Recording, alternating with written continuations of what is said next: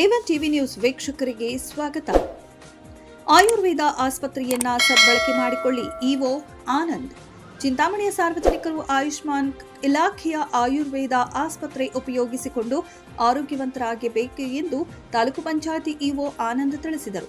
ನಗರದ ಸಾರ್ವಜನಿಕ ಆಸ್ಪತ್ರೆ ಆವರಣದ ಜಿಲ್ಲಾ ಪಂಚಾಯಿತಿ ಆಯುಷ್ಮಾನ್ ಇಲಾಖೆ ಸರ್ಕಾರಿ ಆಯುರ್ವೇದ ಆಸ್ಪತ್ರೆಯ ವಾರ್ಡ್ ಮತ್ತು ಔಷಧಿ ಕೊಠಡಿಗಳಿಗೆ ಭೇಟಿ ನೀಡಿ ಪರಿಶೀಲಿಸಿ ನಂತರ ವೈದ್ಯಾಧಿಕಾರಿಗಳೊಂದಿಗೆ ಬೇಡಿಕೆ ಇರುವ ಔಷಧಿಗಳು ಮತ್ತು ಇತರೆ ಸಮಾಲೋಚಿಸಿ ಮಾತನಾಡಿದರು.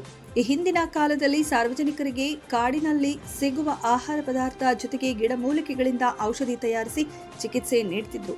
ಕಾಲ ಬದಲಾದಂತೆ ಇಂಗ್ಲಿಷ್ ಮೆಡಿಸಿನ್ ಬಂದಿದ್ದು ತಕ್ಷಣ ಗುಣಮುಖವಾಗುತ್ತದೆ.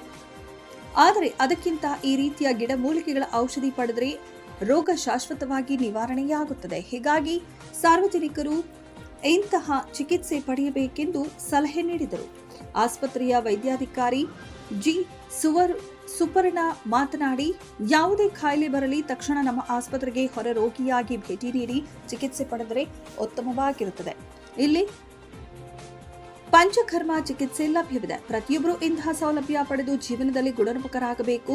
ಆಸ್ಪತ್ರೆಯ ಉನ್ನತೀಕರಣಕ್ಕೆ ಮತ್ತು ಸೌಲಭ್ಯ ಹೆಚ್ಚಿಸಲು ಸಹಕಾರ ನೀಡಬೇಕೆಂದು ಕೋರಿದರು.